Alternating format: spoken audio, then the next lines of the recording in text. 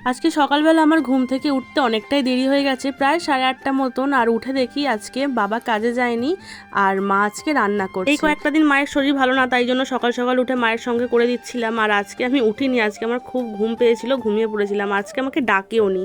তারপর সকালবেলা উঠে দেখলাম যে বাবা আজকে কাজে যায়নি, বাবাই আজকে সব ঘরের কাজ মোটামুটি অনেকটাই করে রেখেছে। আর আজকে তো বাবা ফ্রেশ একদম এই চাঁদা মাছগুলো এনেছিল, কারণ আমি এই চাঁদা মাছ খেতে খুব ভালোবাসি। এই চাঁদা মাছের ঝাল জানো তো খুব ভালো লাগে। মাছের ঝালটা আজকে আমিই করেছিলাম, আর শুক্তোটা আজকে মা করেছিল, কারণ শুক্তোটা না মায়ের হাতে জাস্ট অসাধারণ হয়। ওই দুধ ঘি ছাড়াই মা দেখি খুব সুন্দর করে শুক্তোটা রান্না করে। আমি বলেছিলাম যে দাও আমি রান্না করছি, কিন্তু মা বললো যে না আজকে আমি বসে বসে করতে পারবো, তুই বরঞ্চ আমার হাতে হাতে কিছু একটা কাজ করে দে। তাই আমি ওদিকে মশলাপাতিগুলো রেডি করে দিচ্ছিলাম, আর এদিকে মা শুক্তোটা ততক্ষণ করছিল।